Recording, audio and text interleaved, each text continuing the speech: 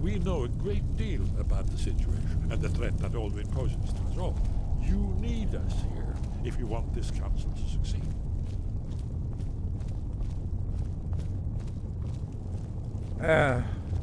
Very well.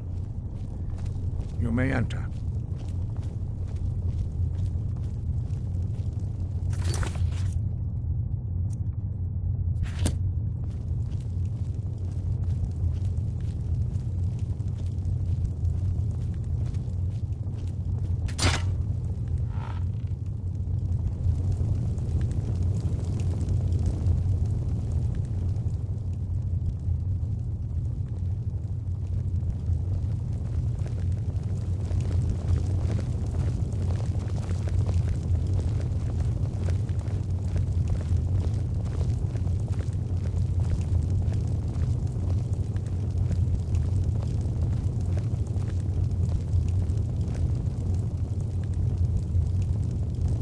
Why?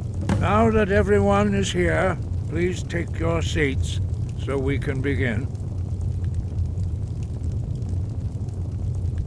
I hope that we have all come here in the spirit of... You insult us by bringing her to this negotiation?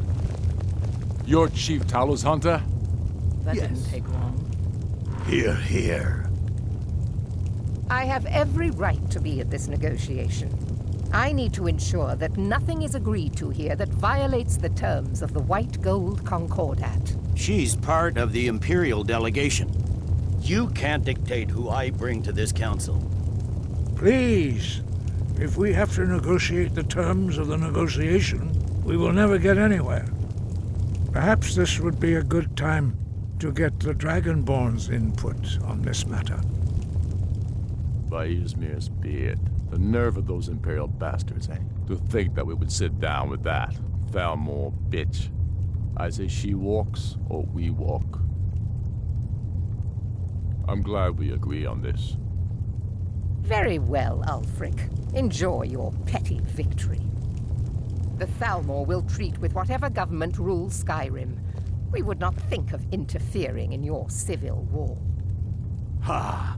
Skyrim will never bow to the Thalmor. Unlike your Imperial friends here. You're lucky I respect the Greybeard's counsel, Galmar. Legate, we represent the Emperor here.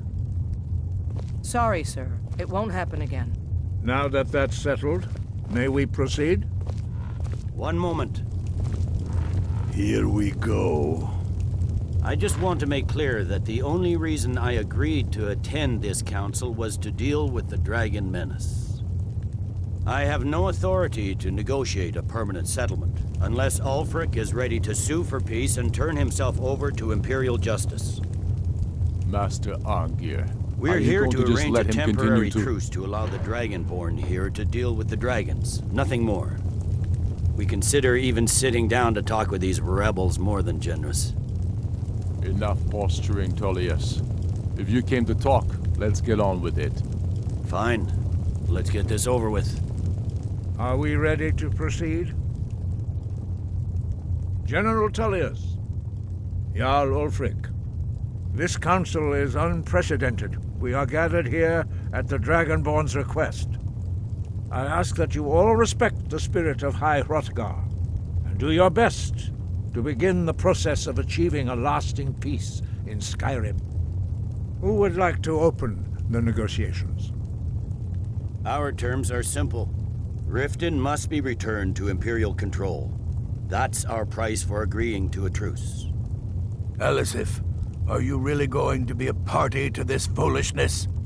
Do you really think Ulfric will just turn Riften over because some Imperial general barked an order? That's quite an opening demand, Tullius.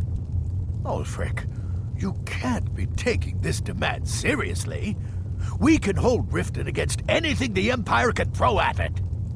Besides, Jarl Layla will never agree We will to... do whatever I decide is in the best interests of Skyrim.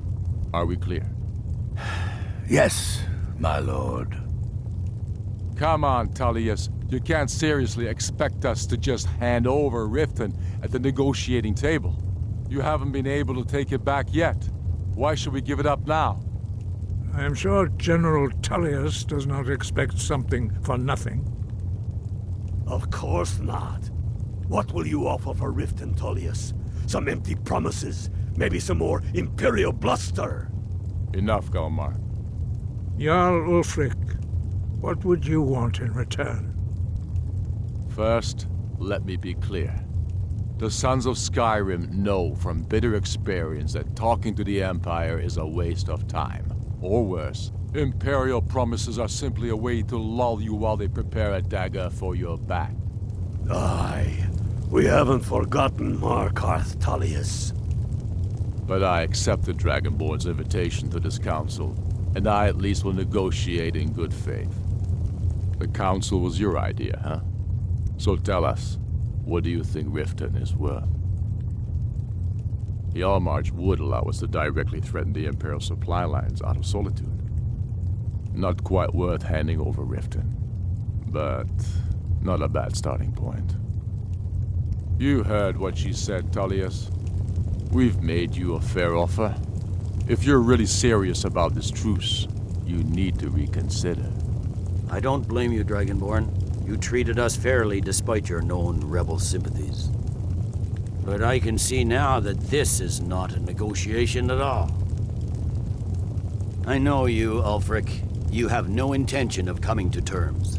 You're here to blacken the Empire's name, and I won't be party to it. If you think you can hold Riften, you're as deluded as you've always been.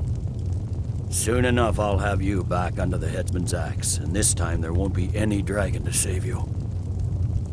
As always, the Empire's fine words are worth nothing. Stop!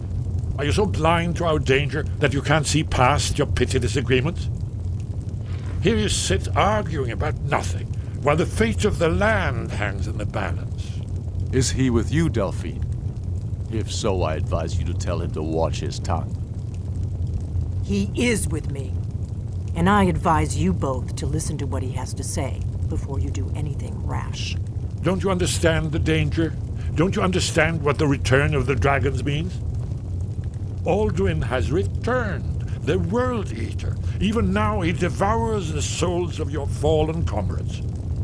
He grows more powerful with every soldier slain in your pointless war. Can you not put aside your hatred for even one moment in the face of this mortal danger? I don't know about the end of the world, but this dragon situation has gotten out of hand. If this truce will help the Dragonborn here put an end to that menace, we both gain. Remember that, Ulfric. Now, back to the matter at hand. You know I can't agree to these terms. The Emperor would repudiate this treaty, and I would be recalled. Swords, bones, where will these demands end? Out with it, then. We want compensation for the massacre at Karthwasten. You slaughtered the very people you claim to be fighting for. True sons of Skyrim would never do such things. Damned Imperial lies. My men would never stoop to such methods, even in retaliation for your butchery at... All the blood spilled in this war is on your head. You've been even-handed so far. What do you say to our demand? Well said. You may be fighting on the wrong side in this war. For once you'll actually pay for your crimes. I suppose that's the fairest deal we're likely to get. It seems we may have an agreement. Jarl Ulfric, General Tullius, these are the terms currently on the table. Riften will be handed over to Imperial control. Jarl Layla Lawgiver will step down, and Maven Blackbriar will become the Jarl of Riften. The Empire will allow Ulfric's forces to enter Jarlmarch. Igrod Ravencrone will go into exile, with Sorli the Builder replacing her as Jarl. The Stormcloaks will pay appropriate compensation for the massacre at Karthwasten.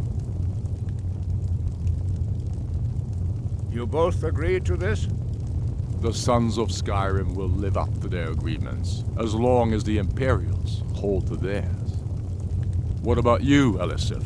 Are these terms to your liking? Speak up! I'm sure General Tullius is waiting to do your bidding. I have nothing to say to that murderer. General, you've proven yourself a good friend to Skyrim.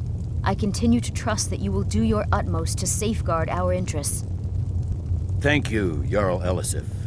I appreciate your loyalty. The Empire can live with these terms, yes, for a temporary truce, until the dragon menace is dealt with. After that, Ulfric, there will be a reckoning. Count on it. You disappointed me. You gave too much away. More than was necessary to secure this truce. You should think harder on your commitment to Skyrim's freedom next time you're deciding what's right. Don't listen to him. Ulfric's been telling lies about himself for so long, he's actually starting to believe them. Leggett, with me. We have a lot of work to do. Giving up Riften is a heavy price to pay for this truce, Dragonborn.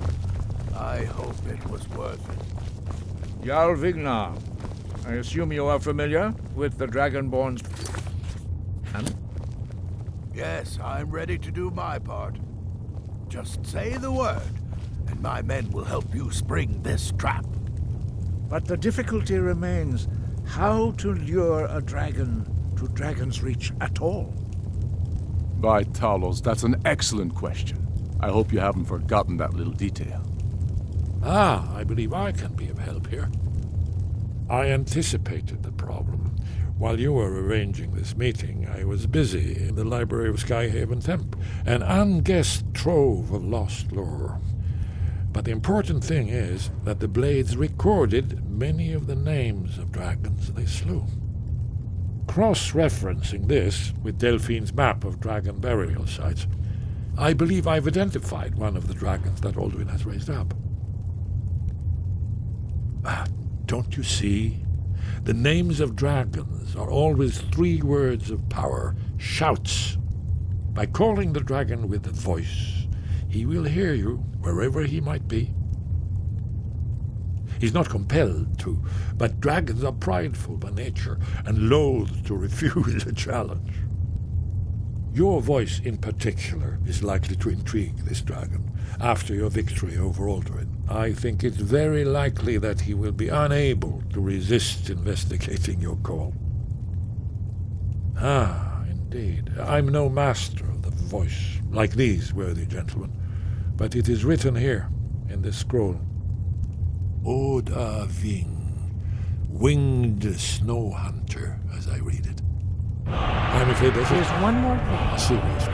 We know about I've discovered who the Greybeard's leader really is. Parthenax, the dragon that the Greybeards have been protecting for all these years. He needs to die. He deserves to die. And it falls to you to kill him. Until he's dead. Well, I'm sorry, but we would dishonor our oaths as Blades if we continued to help you. If they had their way, you do nothing but sit up on their mountain with them and talk to the sky or whatever it is they do. The Greybeards are so afraid of power that they won't use it. Think about it. Have they tried to stop the Civil War or done anything about Alduin? No. And they're afraid of you, of your power. Trust me, there is no need to be afraid. Think of Tiber Septim. Do you think he'd have founded the Empire if he'd listened to the Greybeards?